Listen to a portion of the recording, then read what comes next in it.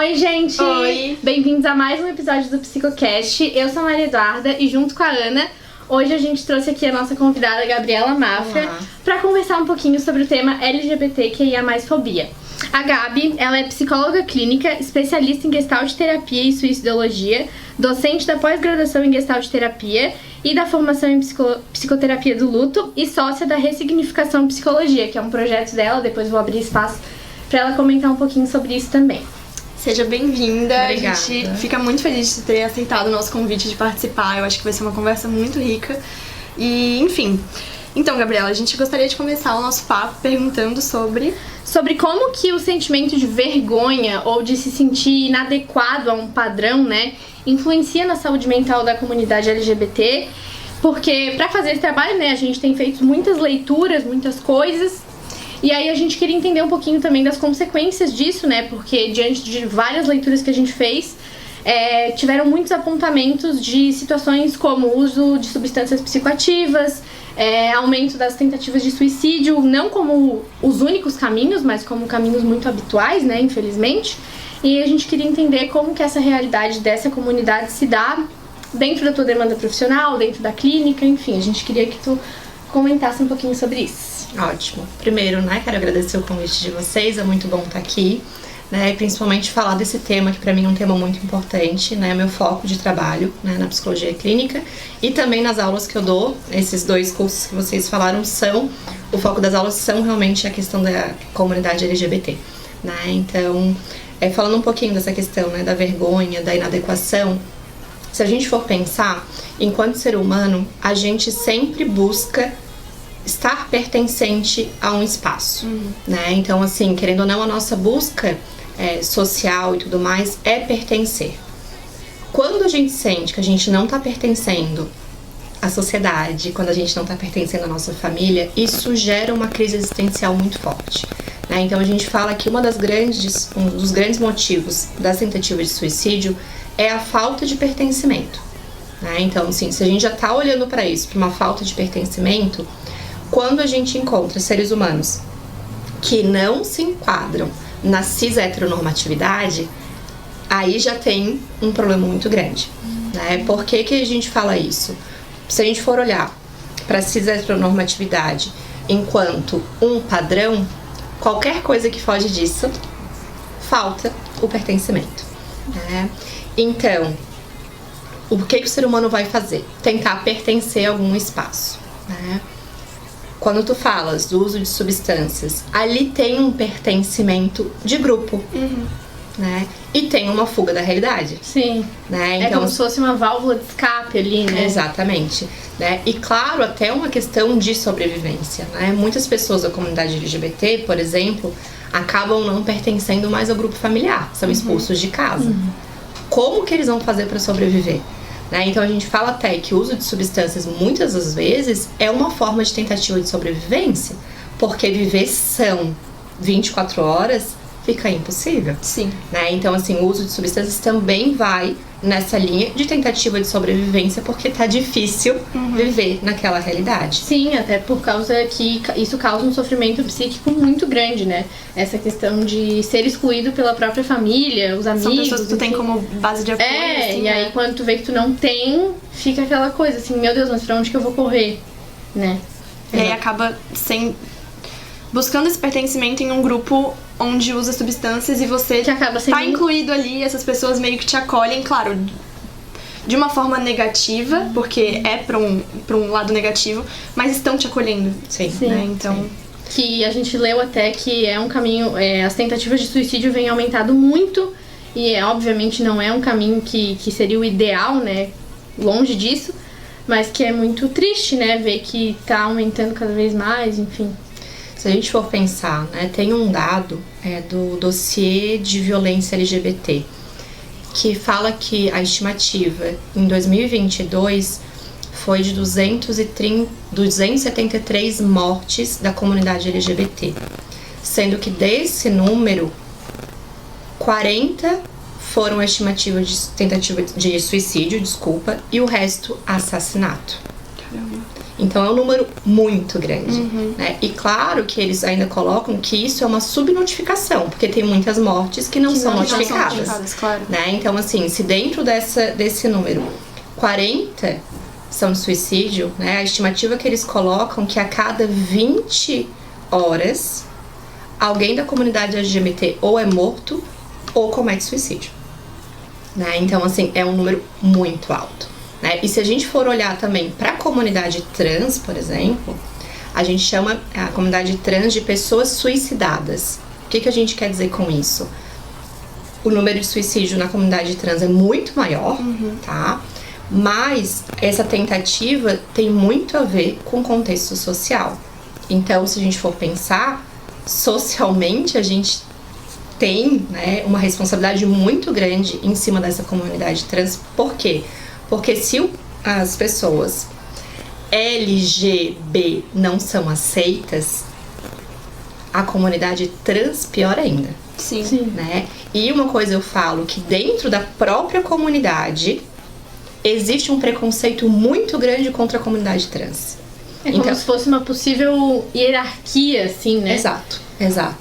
Né? Então, assim, até a mudança da ordem das letras, né? Porque antes era GLS, né? E foi sendo modificado, tem a ver também com essa hierarquia que tu coloca, né? Porque antes o G era na frente, né? E a gente sabe, sim, que a comunidade gay tem um peso muito forte, né? Então foi colocado o L na frente exatamente para que as mulheres ficassem na frente disso, né? Então, assim, tudo isso, se a gente for pensar, tem a ver com o sofrimento existencial, entende? Né? Porque, sim, quando eu falo que dentro da própria comunidade tem, né, LGBTfobia, né, contra uma letra, contra a outra, isso é muito complicado, porque se dentro da tua própria comunidade tu não pode se sentir pertencente, menos ainda dentro da sociedade geral, né? Então tudo isso vai gerando muito sofrimento, né? E uma das coisas, até quando tu colocou, né, do trabalho que eu faço hoje, eu ainda não fiz o cálculo, mas eu acredito que 70% das pessoas que eu atendo em clínica são da comunidade LGBT, né? E a grande maioria, gente, tem um sofrimento muito grande, principalmente pela questão familiar. Sim, eu acho que é o que mais afeta, assim, né? Porque são pessoas que tu tem muito... Tu foi criado por aquelas pessoas, tu imagina... Não que não ame, mas tu imagina um amor, assim, incondicional, e aí acontece alguma coisa... E até como tu comentou, né? Aquelas pessoas são a tua referência. Exatamente. Então, assim, tu não vai imaginar que por causa... de quem tu é, vão te excluir, né, desse meio, né? É muito complicado isso. E são falas, né, que a gente vê nos textos e tudo mais, que são muito reais, sabe?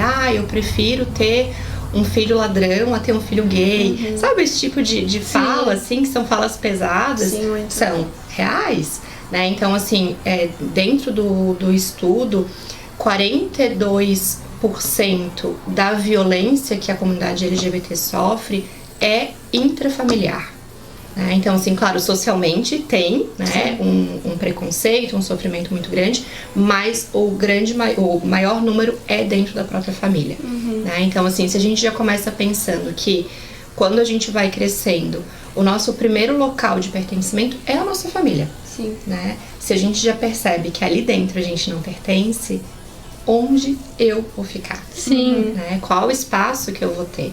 Né? Então, assim, eu vejo cada vez mais a necessidade de que essas pessoas tenham um apoio fora da família, dentro das escolas, por exemplo, né? Nos espaços em que elas vão estar se desenvolvendo. Só que a gente sabe que a escola também não é um ambiente seguro. Não. Tem um documentário muito, muito legal, depois até posso passar para vocês colocarem na legenda e tudo mais, que é um documentário que fala exatamente da LGBTfobia dentro das escolas, né? Então, assim, o quanto aquele ambiente que também era para ser de segurança, né, faz com que as pessoas também tenham sofrimento, e não só pelos alunos, muito pelos professores, pelo quem trabalha ali dentro, né? Então, assim, se a gente for pensar, cada vez que eu quero ter um espaço de acolhimento dentro da minha família, dentro da escola, eu não tenho, para onde eu vou? O que eu vou fazer? Né? Então, uma das grandes coisas que tem também é a evasão escolar. Por quê? Porque as pessoas não conseguem ficar dentro daquele contexto de violência. Né? Tem a tentativa de sair de casa, né? É muito grande o número de pessoas que precisam sair de casa, é muito grande o número de pessoas que não conseguem terminar o estudo exatamente por conta disso. O que essas pessoas vão fazer? Grande parte, prostituição. Sim. Porque elas precisam se manter de alguma forma.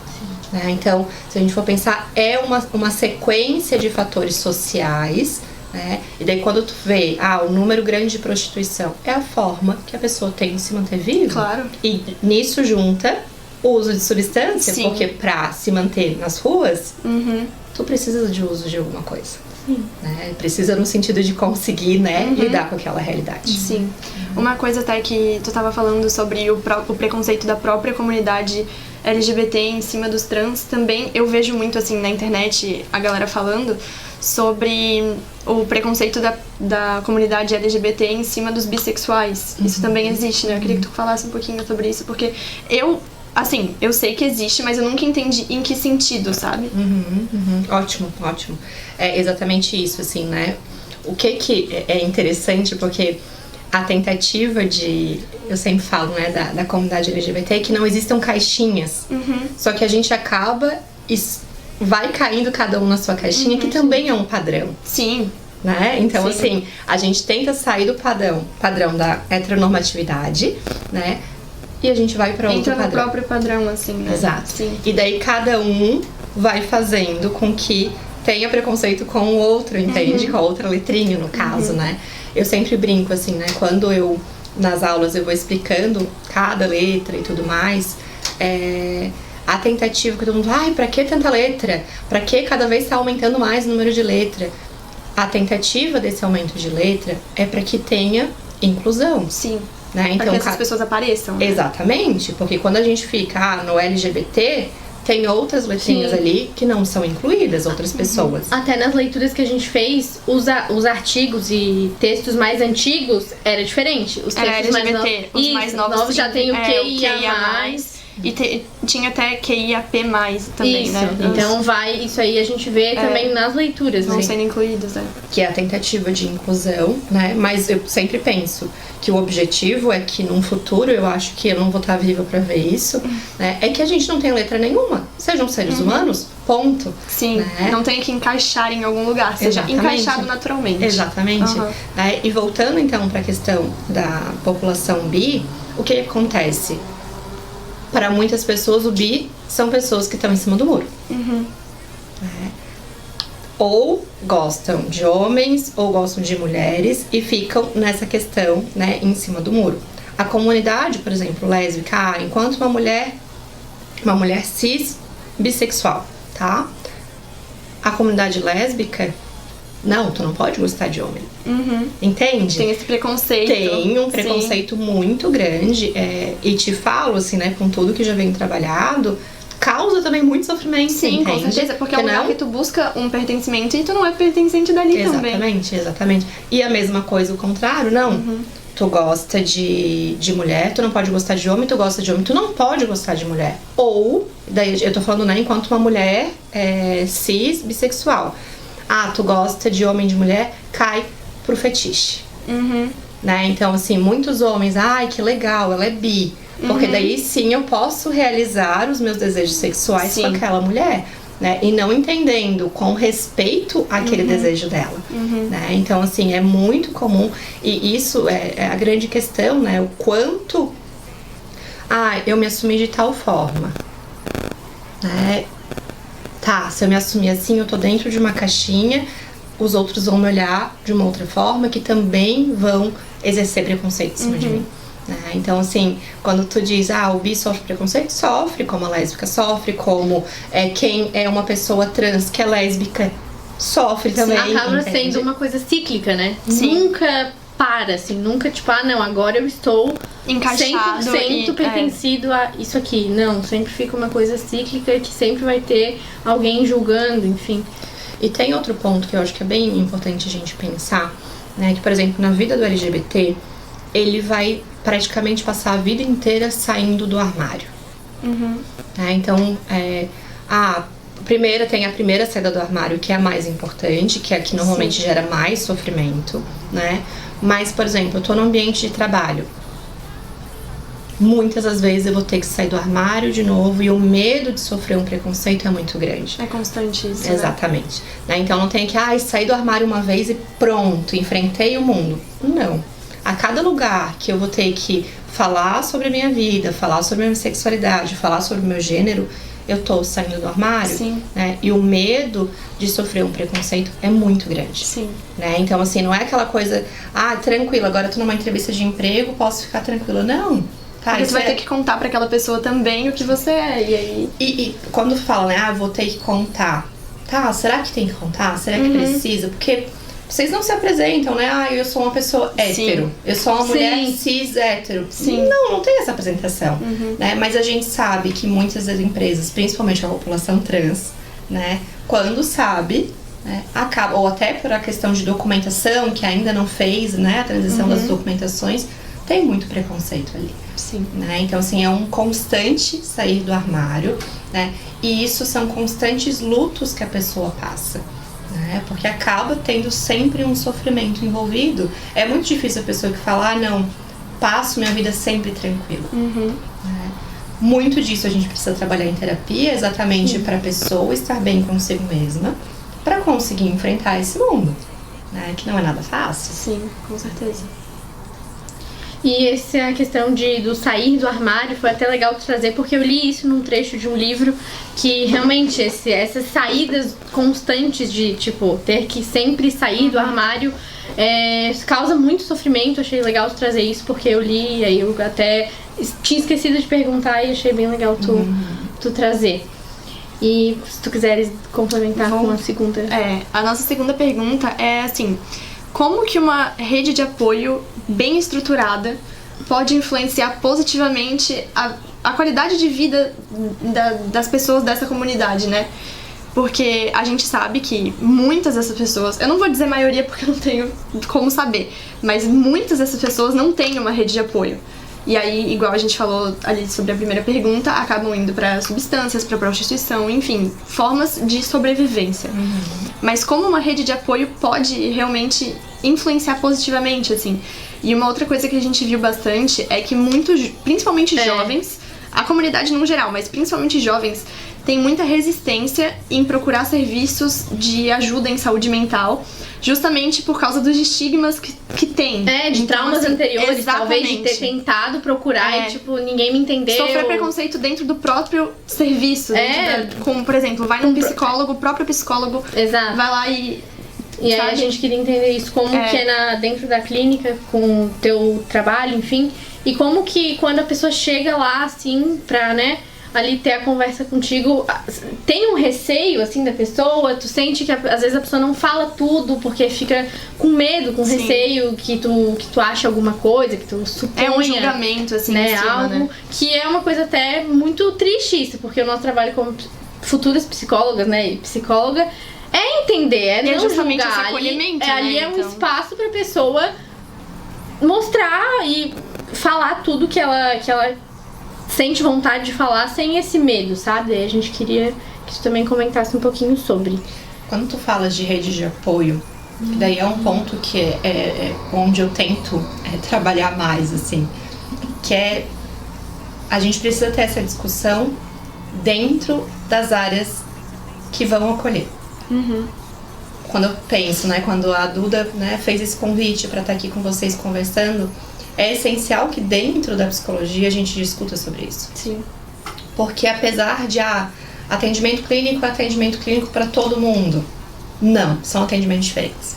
Tem que levar em consideração as subjetividades daquela pessoa. Com certeza. Então, assim, né, quando eu te falo até essa questão de dentro dos espaços a gente tem que discutir, dentro das escolas a gente tem que discutir, dentro das famílias a gente tem que discutir, porque são formas diferentes de lidar, né? Então, assim, até uma busca minha, quando vocês mencionaram, né, da empresa que eu tenho mais 2 sócios, a Aline e a Fernanda, e o nosso objetivo, né, é trabalhar com grupos, né, e o primeiro grupo que a gente, né, pretende ano que vem tá lançando é exatamente o grupo de acolhimento a pais de pessoas LGBTs. Que legal. Por que isso? Porque a gente sabe que o maior sofrimento começa dentro de casa. Então a gente precisa acolher esses pais para lidar com as dores deles, para que eles não repercutam essas dores nos filhos. Sim. Né? Então, assim, é realmente a gente pensar, quando a gente fala de rede de apoio, que a gente precisa olhar para a rede de apoio, então, antes disso. Né? Um outro projeto, né, que eu também pretendo lançar é dentro das escolas, né? O que fazer, como é que os professores vão acolher, como é que os coordenadores vão acolher, como que, porque grande parte dos alunos tem um professor ali para dar uma conversada, para confidenciar o que está acontecendo, então as pessoas precisam ser acolhidas, né? E para isso as pessoas precisam estar instrumentadas para saber o que fazer. Né? Então, assim, é realmente discutir sobre isso. E quando vocês trazem, dentro da psicologia, gente, assim, chega a ser desesperador a quantidade de pessoas que chegam na clínica falando de coisas que já passaram com outros psicólogos, né? Quando que tu vai deixar de ser isso? Nossa. Né? Não, isso é só uma fase, sabe? E outras coisas mais terríveis. Eu não consigo imaginar um psicólogo falando isso pra alguém. Sim. Ou até, né, de não, sobre isso eu não vou ouvir, sabe? Tem pessoas realmente que não estão preparadas. E daí acaba que realmente as pessoas acabam não tendo acolhimento ali e não quero mais. Sim. Porque se eu não fui acolhida por aquele profissional, qual outro psicólogo que vai me acolher? E digo assim, né, muitas vezes pessoas que chegam na clínica, muitas vezes ou demoram a falar sobre, por medo. Ou às vezes também eu acredito, né, que tu tem que fazer ali uma primeira intervenção pra pessoa se sentir confortável e segura, né, que ali ela pode ter esse espaço. E são detalhes, assim, gente, na clínica, que fazem com que a pessoa se sinta mais acolhida. Por exemplo, é uma coisa que eu sempre gosto de perguntar no primeiro atendimento, como é que gosta de ser chamado? Isso eu já quebro caso a pessoa tenha um nome social que não me passou no WhatsApp, por exemplo. Já né? mostra que que normalmente tá aberta a esse tipo de situação de conversa, né? Ou quando eu pergunto sobre relacionamento amoroso, eu não pergunto, tu tem namorado? Entende? Tu se relaciona com alguém? Porque isso já mostra que se tu me falar que tu se relaciona com homem, com mulher, eu vou estar aberta com não binário, eu vou estar aberta. Tu não espera aquele tipo de resposta, né? Exatamente. Tu não espera um namorado. Aquele tu espera padrão. alguém. Tu não espera que a pessoa seja adequada a um padrão. Ali é a primeira pergunta, Exatamente. né? Da questão da inadequação. Então, assim, são detalhes que... E isso é uma coisa que a gente precisa conversar, é como atender essa comunidade, né? Então, assim, é um detalhe, Gabi. Mas faz diferença. Claro. E eu acho que isso é uma coisa que falta muito. Até nas aulas, os professores sempre falam pra gente que, assim, esse não é um assunto que é muito falado, assim. Começou a ser falado, assim, há pouco tempo, né? Querendo ou não, essa discussão de como atender essas pessoas. E que existem atendimentos diferentes, né? Que não é todo mundo... Ainda mais como psicólogos, não é colocar todo mundo numa caixa e, não, todo mundo é igual. E eu vou atender igual, não. Tem que ver a subjetividade, como tu comentou ali. Sim. Então, assim, realmente essa questão, né? A rede de apoio é totalmente primordial para eficácia da saúde mental. Porque enquanto rede de apoio também pode ser o causador de grande sofrimento. Claro. Né? Então, assim, cada vez mais a gente conversar sobre isso, a gente tá aberto, né? A realmente ouvir podcast, ouvir coisas nessa área. A gente não sabe tudo, né? Então, assim, eu sempre falo, principalmente quando eu vou dar aula sobre isso, gente, eu não sei tudo, né? E eu cada vez estou aprendendo e, claro, a gente tem sempre medo de errar, de falar alguma coisa, né, que não tá correto, mas que a gente busque cada vez. Agora eu lembrei de uma coisa. Muitos pacientes falam, eu tenho que ensinar pro psicólogo o que são os termos. Claro que a gente não sabe tudo, a gente não tem todo conhecimento, mas a gente tem que ir atrás. Sim. Né? Chegou um paciente nosso que ele é um paciente trans. Vai pesquisar, vai atrás, vai fazer supervisão, vai buscar o conhecimento. E até porque a gente sempre tá em constante busca de conhecimento e lendo várias coisas, enfim. E daí por que pra isso existe essa negligência de tipo, não, aí isso eu vou me abster, assim, não vou... Sabe, tantas outras coisas se corre atrás, pesquisa, enfim, e aí pra isso, às vezes tem essa questão de, não, pra isso eu não faço, não, né, não é o meu trabalho, enfim, em vez de ir lá e E claro, assim, uma coisa que eu penso também que enquanto profissional a gente não tem que atender todas as demandas. Sim. Né? Então, assim, se eu sou um profissional que eu não me sinto preparado para atender tal demanda, encaminha. Sim. É muito mais saudável eu fazer isso do que eu atender uma demanda que eu não vou dar conta. Né? Por exemplo, eu não atendo casal. Feito. Sim. Né? Não tenho especialidade nisso e não me sinto confortável em atender casal. Já atendi criança, hoje eu não atendo mais criança, porque hoje eu não me sinto confortável para isso. Então, assim, por que não olhar? Não, isso eu não me sinto confortável, isso mexe com coisas minhas, eu encaminha, né? Então, por isso, né, eu sempre falo, eu prefiro ser conhecida como uma pessoa que atende a comunidade LGBT, porque eu sei que as pessoas que vão me encaminhar, e falo, cada vez mais chega a comunidade LGBT exatamente por conta disso, né? Porque sim, eu sinto que eu dou conta desse tema, né? Dessas pessoas, então não é sendo melhor, mas tem pessoas que não vão dar conta disso e tá tudo bem. Sim, exatamente. Foi até uma coisa que foi discutida no semestre passado em uma das aulas que a gente teve, que tem uma professora nossa que ela não consegue tratar de assuntos com violência com criança. Ela tem filhos e ela fala que ela não consegue. Que quando chega pra ela, que ela trabalha, acho que é no CRAS, né? Isso, no CRAS. Que ela trabalha no CRAS e quando chega pra ela alguma situação com violência com criança, ela sempre encaminha, porque pra ela não consegue trabalhar com aquilo. Foi uma coisa que é uma questão de ética profissional, sim, né? exatamente. Se tu não está preparado e habilitado e com conhecimento suficiente pra aquilo, é melhor tu não fazer pra não criar ali um possível problema e sofrimento do que fazer e fazer mal feito. Sim, e é uma impressão que muita gente tem, até eu tinha, vou ser sincera, eu tinha. De tipo assim, o psicólogo precisa lidar com tudo que vem pra ele. E não é assim, não precisa. Né? Se tu não se sente bem com aquilo, é melhor até porque encaminhar cada um tem as suas especialidades, do que fazer algo de forma errada, especialidades, ou, né? Não sei, não dando continuidade, alguma coisa assim, né? Sim. Ou ficar uma coisa superficial, né? Exatamente, Tipo, não querer isso, lidar isso, totalmente. isso. Mas não, a psicologia é tipo uma coisa muito mais profunda do que, tá aqui. E cada vez mais a gente vai percebendo exatamente, claro, peraí, deixa eu voltar. Quando a gente pensa que tem questões que vão mexer com coisas nossas, isso normalmente vai aparecer, né? Coisas nossas, mas por isso a importância do psicólogo fazer terapia. Sim, com e certeza. ter supervisão, né? Porque nem tudo que mexe com a gente tem que deixar de atender. Sim. Né? Mas o quanto, sim, eu gosto desse tema, eu vou estudar esse tema, então por que não? Né? Focar o atendimento para essas pessoas. Deve ser uma coisa prazerosa pra ti, é teu trabalho. Exatamente. Então tu tem direito de sentir prazer naquilo que tu tá fazendo. Exatamente. Também. E assim, né, até a pergunta que vocês fizeram, questão dos jovens, né, terem dificuldade em procurar, hoje o meu foco muito mais está sendo em adolescentes LGBTs, né? Primeiro que é uma idade muito gostosa, né, de descobertas e tudo mais. E o quanto muitas vezes essas pessoas, esses adolescentes, já passaram por psicólogos na infância que sofreram preconceito. Que tiveram dificuldades muito porque o psicólogo queria colocar numa caixinha pra ser dentro da norma, dentro de um padrão, né? Infelizmente isso acontece, né? E agora na adolescência eles acabam tendo um pouco de resistência, né? Pra buscar um psicólogo. E daí tem coisas básicas, assim, né? Que acaba fazendo com que a gente se aproxime, e isso, óbvio, o psicólogo não tem que fazer isso, mas, por exemplo, eu tenho piercing, eu tenho muita tatuagem, né? Agora eu tenho cabelo rosa também.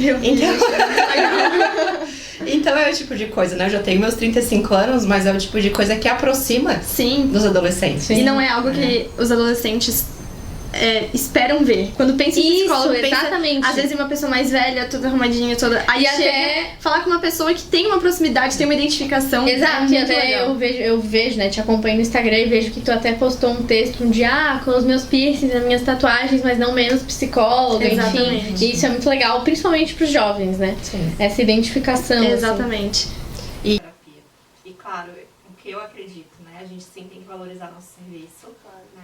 Só que, infelizmente, muita gente, né, acaba não conseguindo atendimento porque a psicologia muitas vezes acaba sendo muito elitizada, né? Então, assim, uma das coisas que sempre penso que é importante, primeiro a gente saber os lugares em que fazem atendimento social, né, para encaminhar esses pacientes, né? E, claro, cada psicólogo vai ter a sua forma de atender, né? eu coloquei pra mim que eu tenho uma meta de atendimento social. Né? Então, assim, tantos pacientes eu atendo de forma social, à medida que vai abrindo vaga eu vou colocando outras pessoas. E também durante a pandemia, né, eu estava ainda fazendo a pós-graduação de suicidologia e enquanto o trabalho social, né, durante a pandemia, a gente criou grupos e cada grupo tinha que fazer algo de atendimento. Né?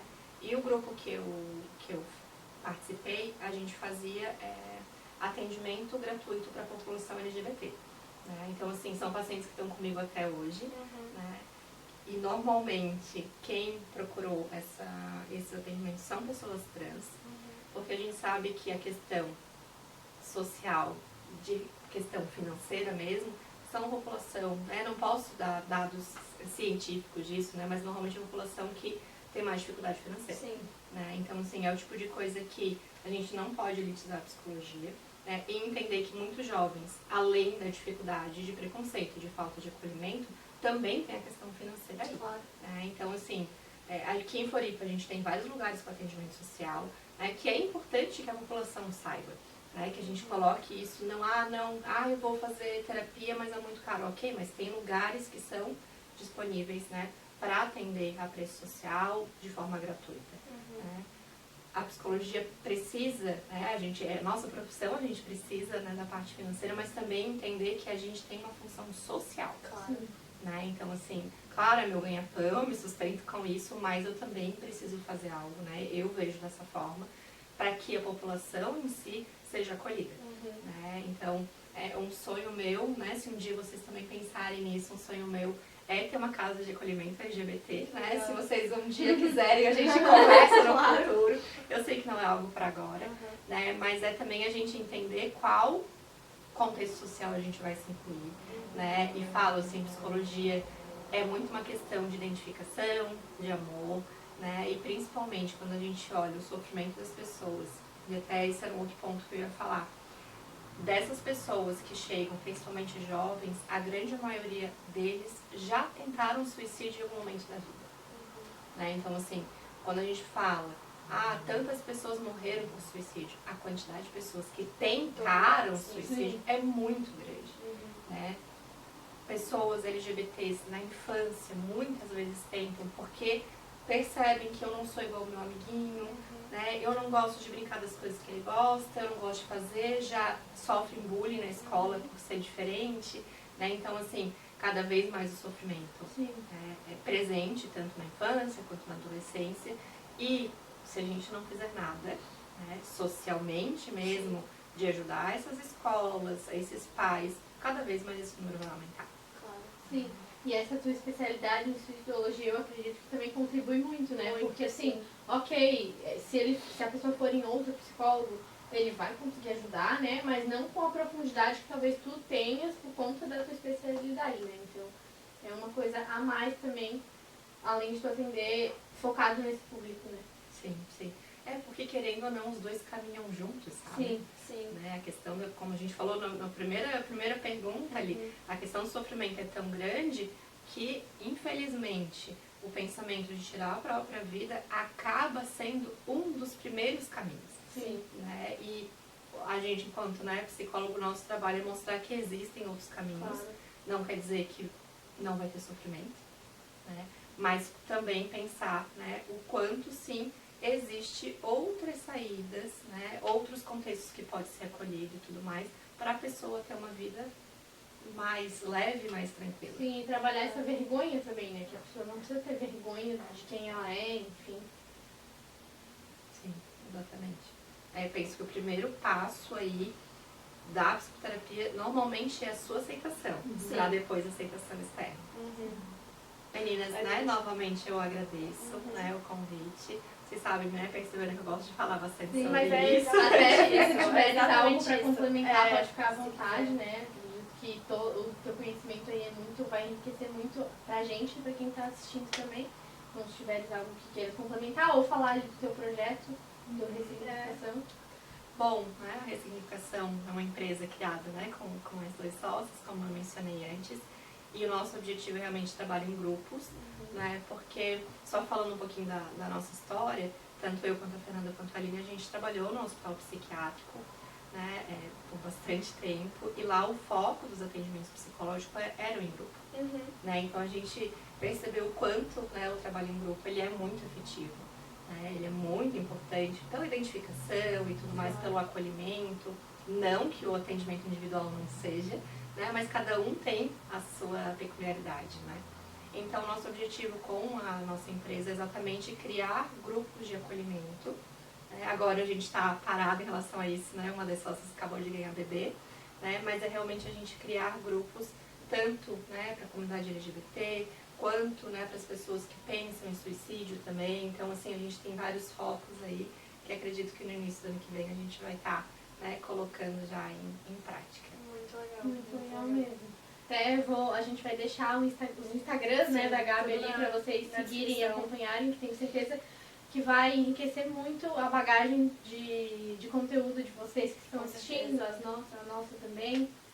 Mas enfim, muito obrigada por ter aceitado nosso convite, a gente fica muito feliz. Foi muito enriquecedor, uma aula, né, como sempre. Exatamente. Todos os episódios estão sendo uma aula, tanto pra gente, pra quem assiste também.